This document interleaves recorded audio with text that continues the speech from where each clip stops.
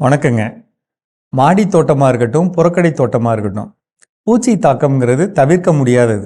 ஏன்னா இந்த உலகத்தில் நம்ம ஒரு தராசில் நிறுத்து பார்த்தோம்னா மொத்த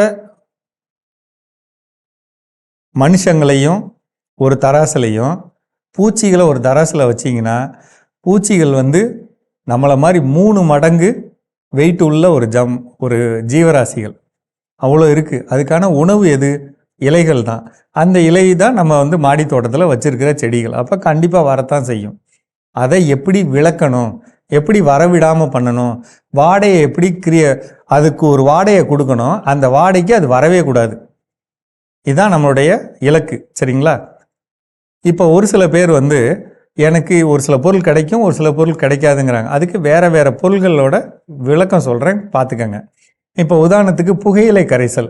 புகையிலை கரைசல்ங்கிறது எப்படி பண்ணணும் அப்படின்னா, 5 லிட்டர் தண்ணிங்க, அதில் 300 கிராம் அளவுள்ள புகையிலை, கட்டு புகையிலைன்னு சொல்லுவாங்கள்ல, அது 300 கிராம் குட்டி குட்டியாக நறுக்கலாம். விரிச்சிங்கன்னா இலையாக வரும். நடுத்தண்டை நல்லா கரண்டியில் பின்பக்கமாக அடித்து நல்லா இதாக்கி உள்ளே போட்டு கொதிக்க விட்றோம். 5 லிட்டரு 1 லிட்டராக மாறணும், அந்த அளவுக்கு கொதிக்க விட்றோம். அப்படி கொதிக்க விட்டாலே அந்த 1 லிட்டர் கிடைக்கும் இல்லைங்களா? அந்த 1 லிட்டர் கிடைக்கிற அந்த பொருளோட 1 லிட்டர் கிடைக்கிதில்ல அந்த பொருள், இதிலேருந்து 50 மில்லி எடுத்து 10 லிட்டர் தண்ணியில் கலந்து தெளிக்கலாம். அதாவது 1 லிட்டர் நீங்கள் ஸ்ப்ரேயர் வச்சுருக்கீங்களா, 1 லிட்டர்னா 5 மில்லி ஒரு மூடி. அதை 1 லிட்டரில் ஊற்றிட்டு 2 மூடி மீன் அமிலம் கலந்துக்கலாம். 2 மூடி மீன் அமிலம் கலந்துக்கலாம். கலந்து தெளிச்சிங்கன்னா இந்த ஒரு கரைசல் போதுங்க. நம்ம மாடி தோட்டங்களில் இருக்கக்கூடிய எல்லா விதமான பயிர்களுக்கும் எல்லா விதமான பூச்சிகளுக்கான பொதுவான மருந்து இந்த ஒன்று இருந்தால் போதும். புகையிலை 5 லிட்டரு 1 லிட்டராக மாற்றிக்கிறோம். மீன் அமிலத்தோட கலந்து தெளிக்கிறோம். மீன் அமிலம் வளர்ச்சி ஊக்கி. இதுவும் கலந்து தெளிக்கிறப்ப வெற்றி கிடைக்கும். இது முதல் காரியம். 2வது காரியம், உதாரணத்துக்கு எனக்கு கோமியம் கிடைக்குதுங்க அப்படின்னு சொன்னால், இந்த கோமியத்தை இந்த இஞ்சி பூண்டு பச்சை மிளகாய் கரைசல் எல்லாரும் தெளிக்கிறீங்கல்ல, அந்த தெளிக்கிற அந்த கரைசல் கூட, அந்த இஞ்சி பூண்டு பச்சை மிளகாய் கரைசலில் ஒன்று சொல்கிறேங்க, இந்த மிளகாய் தயவுசெய்து இந்த நீளமாக இருக்கக்கூடிய சம்பா மிளகாய் போடாதீங்க.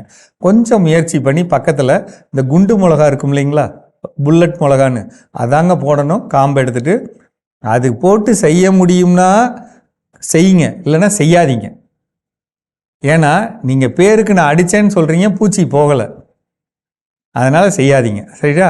செய்கிறதா இருந்தால் குண்டு பச்சை மிளகா, கருப்பாக இருக்கும் இல்லைங்களா பச்சை மிளகா இருந்தால் செய்யுங்க, இல்லைன்னா செய்யாதீங்க. 2, இந்த கோமியமும் இஞ்சி பூண்டு பச்சை மிளகாய் கரைசலும் கலந்து தெளிக்கலாம். 10 லிட்டருக்கு 1/2 லிட்டர் கலந்து தெளிப்பீங்க.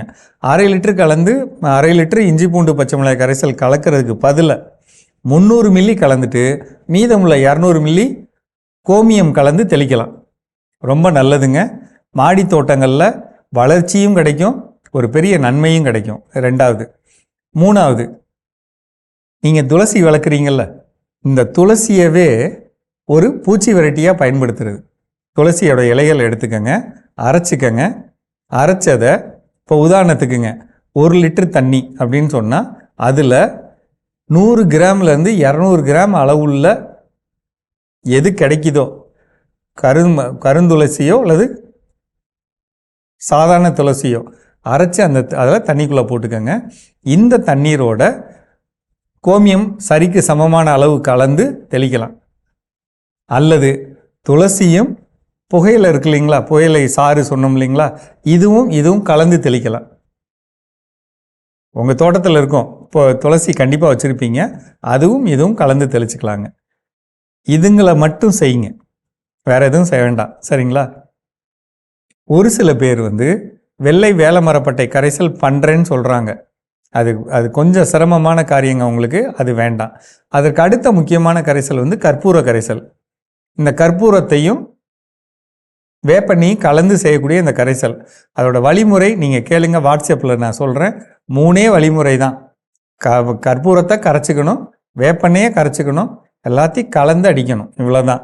அதோட வழிமுறை மட்டும் சொல்கிறேன், செஞ்சுக்கோங்க. ஆனால் மாடி தோட்டமாக இருக்கட்டும், புறக்கடை தோட்டமாக இருக்கட்டும், இந்த கரைசல், முக்கியமாக புகையிலை கரைசல் வச்சுக்கங்க. அதுதான் ரொம்ப முக்கியம்.